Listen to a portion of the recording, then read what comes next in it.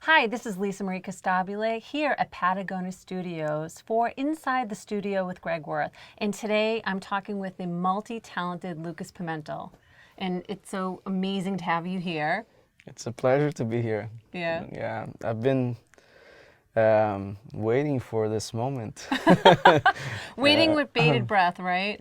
Yeah. Yeah, I want to say that Luke is an incredible friend to Greg and I, and we're really excited to have him on. And he's been super supportive to the channel and everything else that we're doing in our journey and stuff. So where do you want to start? I mean, do you want to talk? I mean, basically, well, I'll start here. I already talk too much on a regular basis. He does talk a lot, trust me. But you know what? I'm not even Italian. Oh, wait a minute. What is that supposed to mean? You do know I'm Italian, right? Are you? Yeah, I am very much so Tutti Italian. buona gente. And that's as far as my Italian goes. All right, well, you know what? We'll start there. You're from Brazil, right? Yes. South of Brazil, small town, about 50 miles from Argentina. Mm-hmm. And the majority of the population in my hometown is from Germany. Interesting. And we have some neighbors that are from Italy. A lot of immigrants in the south of Brazil that came from, especially Germany and Italy. Okay, and so how long have you been in America? 11 years now. Oh, wow. Your English is excellent. Well, some would probably disagree with that, but I appreciate it. Well, I try to embrace the culture, and you know, the language is a big part of it. But I'm very grateful to be here. I hear it's a great country, right? Yeah, it's okay. But so when you came here well, let me go back. You started in Brazil. Were you pursuing music, or let's take everybody way back? Yeah, I come from a family that started in radio stations, you know, and that's where the music influence came from. My dad played the trumpet, so that was my first instrument. Okay. In a German town, playing the trumpet, so you can probably picture me playing some polka and some of that stuff. So if you can survive that, I think you can play anything in the world. But yeah, my background started in radio, and I was back in the 80s. I was probably the youngest DJ. 9, 10 years old, and I was just running the show while my dad was hosting the programs. But all the music and all that influence came from radio, and I'm very grateful for that. You know, it's I was exposed to all kinds of music genres, and there was not a restriction. You know, my dad would just let me listen to all kinds of stuff. And both your parents are from Brazil? Both from Brazil. Okay, yeah. Cool. And did you have any formal training in your music, or? My dad tried really hard, but no. I come from a very humble family. We didn't really have the means to go and get a teacher like some of the kids did. So I was basically self-taught. I started with the trumpet, followed the little dots, and then I just jump on the acoustic guitar. And from acoustic guitar, I sat by the piano, playing a C chord, trying to find where the C chord was in the piano, and that's pretty much how things happen. Now I can read music, right, but I'm not a virtuoso reader.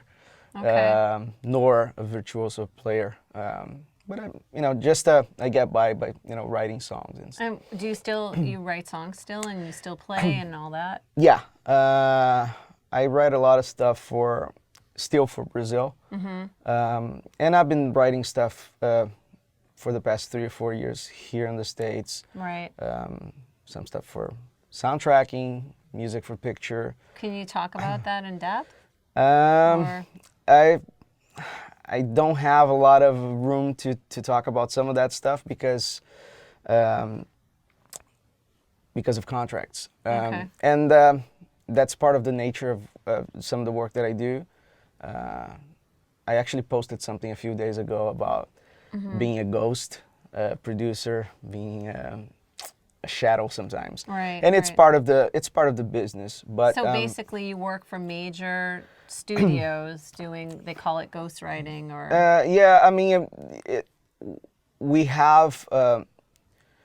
There are certain deals where I can actually share some of the credits and stuff like that, but the majority of the work that I do as a freelancer does not allow me to claim certain you're wording things. it very carefully. Exactly. Yeah, it's you know it. But I'm grateful for that.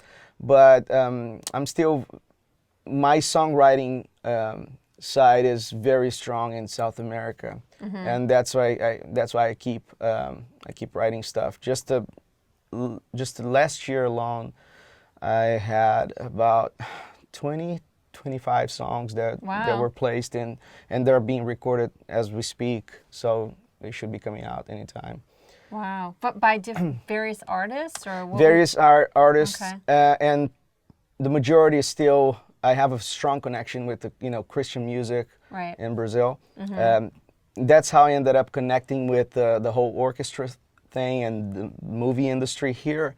It was through the work that I did in Brazil, working with live strings, brass sections, and all that stuff. So for some reason, it was a good thing to be working with those that kind of material, because it opened a door for me to work with in the movie industry as well. Can you, I think the audience probably wants to know more specifically, what do you do Sure. for the so for the movie industry? Well, coming up on Oscars? I do a lot of what we call the prelay part of whenever you get a recording session, like a full orchestra, and it's a full soundtrack.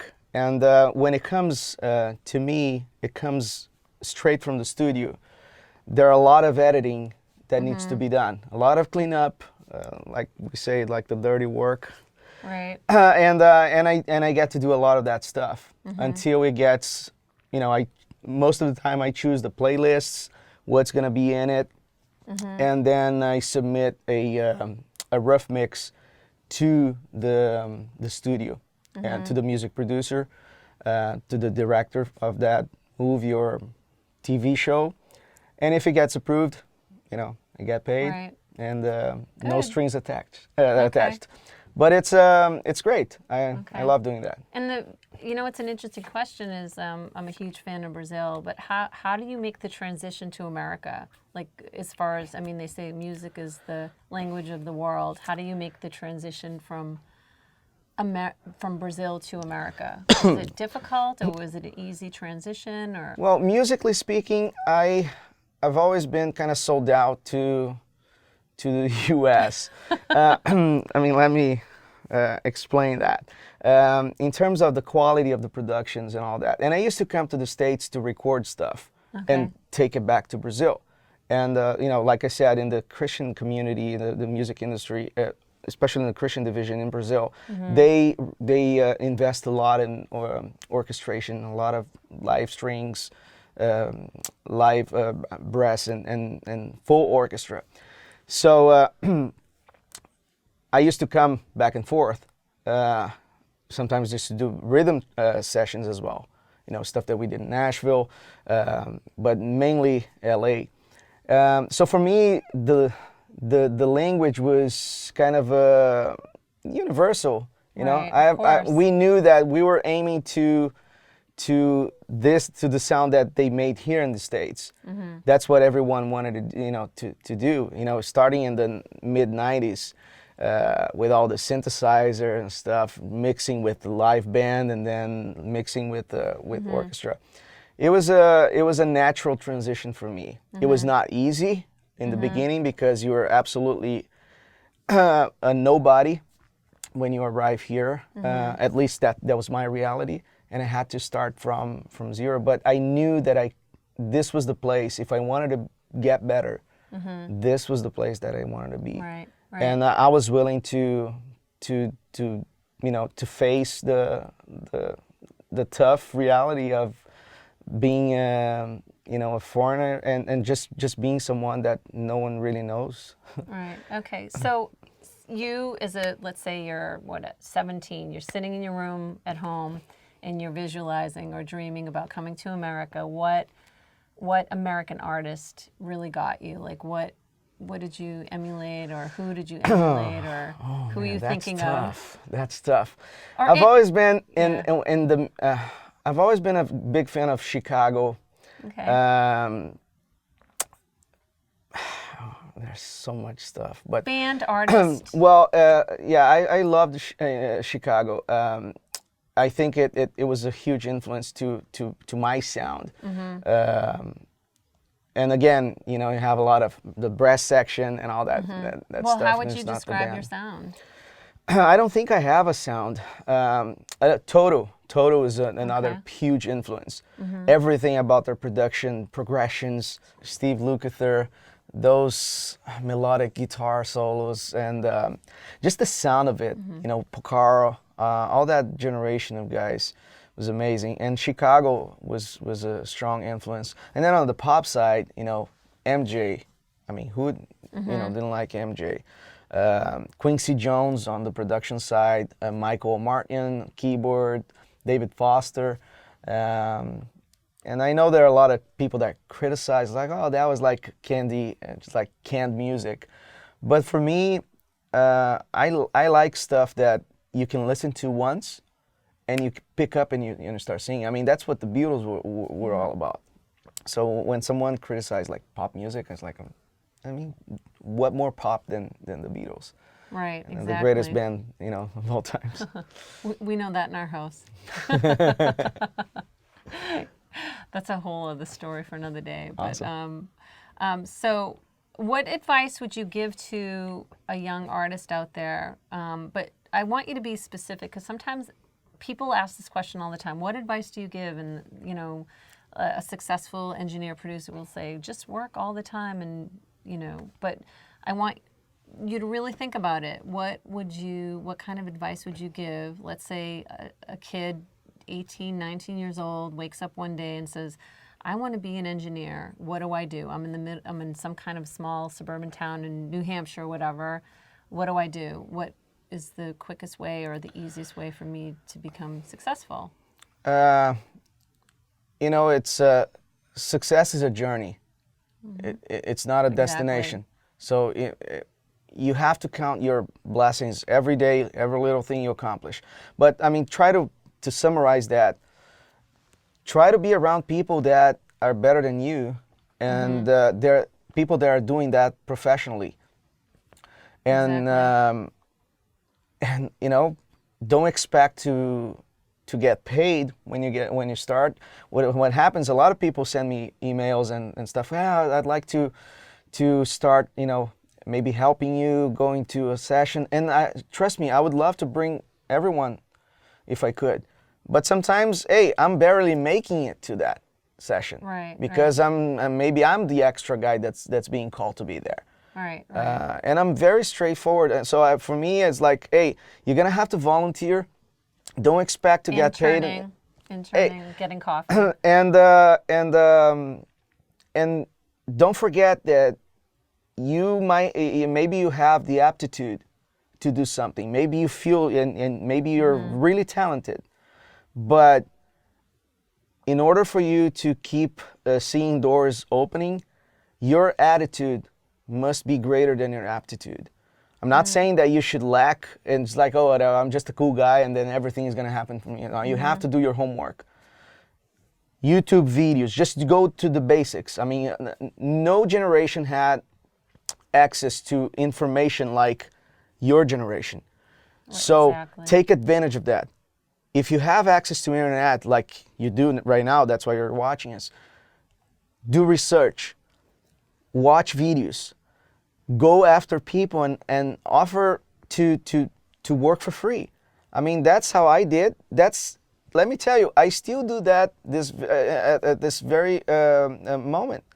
Sometimes when I think that there's something I can improve, that I can learn from someone, I'll get in touch with them. I'll say, hey, would you mind if I came into the session? just to assist, and don't worry about paying me or anything.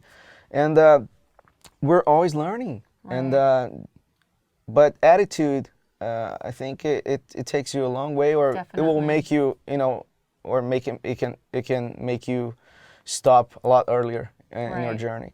And don't try to measure yourself up by any standards, because let's face it, what is a successful artist today? Name one successful artist, and give me the formula to get there. Right. There exactly. isn't one. There's no formula. I see YouTube cover videos. Some of the guys that do covers, that they sing better than the original artist, and they get more attention actually than some of the original artists. Mm-hmm. Are they following a formula? No, they're just doing it with passion. And so I know it sucks. I know everyone would love to have like a magic pill that you wake up in the morning and then your phone is ringing and you get all the gigs in town. But let's face it, that's not what's happening, But there is work.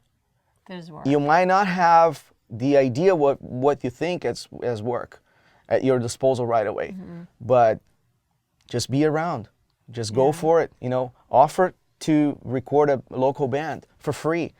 That brings me to the question of, it's kind of a two-part. Do you recommend formal training? And also, if someone was starting out, again, an 18-year-old doesn't have a whole lot of money, what kind of gear would you suggest? Formal training, them like packing it up, moving to a bigger city like, whatever, Boston, Chicago, LA, Nashville, or just investing maybe in a home studio? Honestly, I don't have a good answer to that. I think you can be relevant where you are. And if you try to be relevant where you are, I think eventually someone is gonna see you. And maybe you ended up in the big city doing big things because you did big things where you're at. When you try to project your dream so far away and try to determine, well, that's where I want to be, and once I get there, then I'm gonna be successful. I think it's the wrong start. At least start out and come. You can get a cheap USB microphone and start recording stuff. You don't need to have the best computer. Trust me, we love gear, and gear can make you produce better quality music. But it cannot make you create better quality music, because it still goes back to what's in here. If you have it in you, you're gonna write good stuff, you're gonna create good stuff, and eventually things will fall in place. And if it doesn't, you did it with passion. If passion was there in the first place, hey, it's fine. You're enjoying the journey. Because the reality is, not everyone is gonna be successful in terms of the standards that not everyone is going to get a Grammy. Not everyone is going to be nominated. Not everyone is going to have a hit record. But you can be successful being relevant to the society that you belong to, in your small town. And I think that's, for me, that's what I try to be every day. You wake up and how can I be relevant? How can I impact the world around me in a positive way?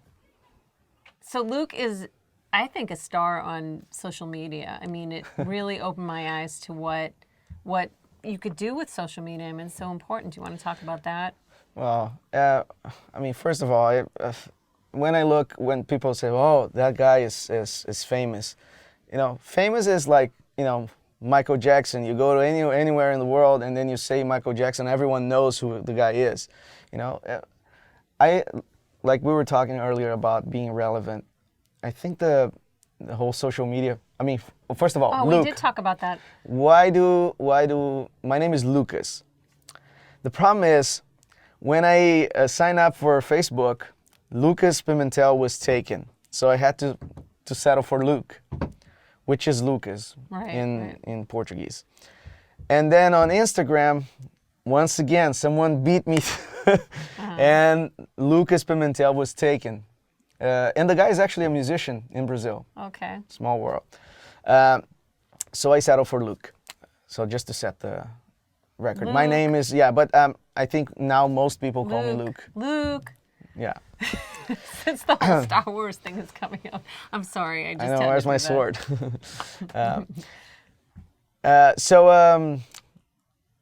Social media is a fun thing. I think it's, especially Instagram, that's where I interact the most. Yeah. I like the fact that we can actually follow and post stuff that are more directed to a specific group of people. And so we ended up connecting with other engineers, other guys that are aspiring engineers, just the average musician, songwriter. And it's a great community. I enjoy Instagram much better than Facebook. I feel like Twitter for me is more about news and just the breaking news or whatever. I came late to the party on Twitter. I only joined Twitter maybe a year ago. I came very late to Instagram. I just started posting maybe 2 months ago when I met you, and you're like, you should be on Instagram. Well, I met Greg through Instagram. I met Warren Huart through Instagram. And Craig Bauer through Instagram. I mean, all my friends here in LA, I mean, most of the guys, engineers and other colleagues, we met through Instagram. It's a great community. I think it's, I hope it stays that way, so we can keep growing and expanding our networks. Right. And I try to keep it towards the music side, and don't get caught up on, I mean, that's just for me. People ask me, well, how do you get so many followers? I don't know. I try, one thing that I try to do is just like to keep it straight music. And I know it's hard, and what are we gonna do? Do we do more of the personal thing? And another thing that I usually tell people, oh, you're always in some amazing studios and this and this. Like, guys, it's not always like that. But in the picture everything looks cool, so don't get caught up on the smoking mirrors, because it's we have to do some dirty work sometimes. Sometimes we just choose to post the cool stuff because we want, at least I think I speak for me, for Greg, and at least my friends on Instagram. I know that we post cool stuff, or at least we think it's cool. We choose to post good stuff because we want to share positive things. I don't want to share like the. Put their laundry on. Well, I don't know. I used to follow a lot of people, and then next thing you know, you're scrolling your feed, and then I'm sure that if you feel like you're pretty and you're beautiful, and you can take a lot of selfies. I mean, especially guys. I mean, I don't want to scroll down like every time it's going on. I've seen that guy's face yesterday. I saw his abs. That makes me feel funny. I mean, I want to see. Because you put down the donut. Yeah, I'd much rather see a cable. Much rather see a cable than that guy's face for the fifth time of the week. I need to ask you, what is the whole fixation on gear porn? Not just porn, but gear porn, which is like your passion. That is your brand on Instagram. Well, I think it's, if you ask a teenager it's fixation with porn. It's like for us grown-ups, the fixation with gear porn. It's like we passed that phase that those teenagers. I think we with the whole gear porn thing, is like we're forever teenagers when it comes to gear. We're always excited about the stuff. We're very intense. We get into conversations, arguments, discussions, and we'll be talking about a transistor that makes a difference between, a transformer and all that kind of stuff. I mean, I know that's all that fascinating stuff. I mean, Greg is far ahead of me when it comes to components and stuff like that. I'm not here to talk about gear, but I'm here to introduce new up-and-coming artists or successful artists like Lucas. So, well, I don't know about successful. And then to get to know you. But the whole gear porn thing for me is incredibly fascinating. I just can't believe how much followers you get and how many people love it, and they're just so obsessed with it. And one thing that I noticed, just to point out, some of the posts that I had more interaction and more engagement were the ones that I posted from either at my place, which is a small production suite. I don't even call it studio. Or like an older picture that I posted when I first arrived in the States, and I bought a few, KRKs and little things. I'm talking gear already. But anyway, I feel like people like to relate. They'll talk about a picture in a big studio, and they say, well, my dream is to record in that room where Sinatra recorded. My dream is to be there, and this and that. But I think that what really gets people engaged is when they see that you are just like them. Yeah. Maybe you're a few steps. Maybe you're just a few steps ahead in terms of acquiring some equipment, some gear, and this and that. But at the end of the day, we're all in this together. It's a community, and it's not really about the gear. Right. I think it's the excitement of what that can impact in your music, or I don't know. But so talking about obsession, I have a question for you. If you were going to have sex with one piece of gear, what would it be? Definitely not a tube gear.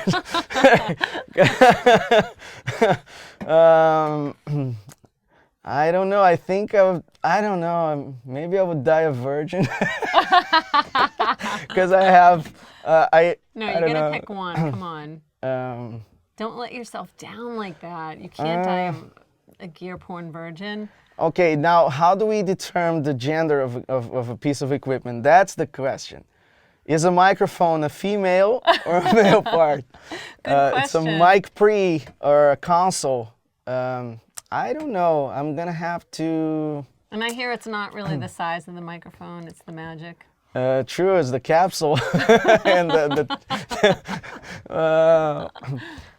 maybe. Are you squirming? Maybe I finally got this guy to squirm. Yeah, I guess.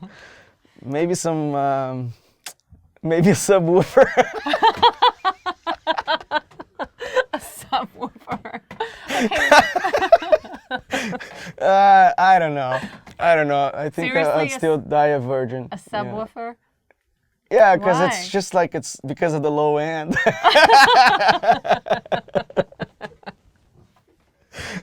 It's all about that bass. Oh, well, okay. Oh my gosh, you're red. We need a filter in here. I know. Well, that's a very interesting question. I hope you ask that question to every single interview. I think I might. It just organically came up. So, well, this has been so great to talk to you, Lucas. Thank you so much for swinging by. Please check out Lucas Pimentel on Twitter, Instagram. And all the social media stuff. I'm Luke. Yeah, Luke. May the force be with you. I can't do the thing, I have a problem with that. But anyway. But thanks for having me, and it's such a pleasure to. I know you're gonna come back. I mean, it's always a pleasure to hang with you and Greg, and I hope you guys spread the word and subscribe for the channel. Yay! Definitely. I think that wraps it up. So Greg and Luke are going to hang out, talk gear, talk about the latest and greatest in music technology, talk about giveaways. So stay tuned. You want to impress? Get naked in your studio with no console or gear, and then we can talk. Until next time, this is Lisamarie Costabile for Inside the Studio with Greg Wurth. Thanks for tuning in with Inside the Studio with Greg Wurth. That was an awesome interview that Lisa had with Luke. I love your answer there, the big bottom. Is that because you're from Brazil? Maybe. Hey, I married a Brazilian, so I'm well cared for it. So a couple weeks ago, we were at Craig Bauer's studio, and it was a little get-together for Plug-in Alliance. They announced BX Console. And we got to have a really cool hang, and I've been able to use the plugin quite a bit. I actually did a video demonstrating it. Have you had a chance to play with their stuff? I started using it after that day, a couple days after that event.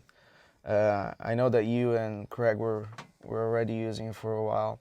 And I've used on a drum kit. That was my first try, and I really like it. Yeah. I'm not really, because I've read some comments. Every time a plugin comes out, people have all sorts of opinions, even though some of them didn't even use it. It's like, why did you emulate that console instead of that or this and that? But for me, it was about the sound. If it emulates a console, regardless of brand, but if it has that characteristic, and if even some of that imperfection from across the console from channel to channel, not being perfectly matched, I really like that.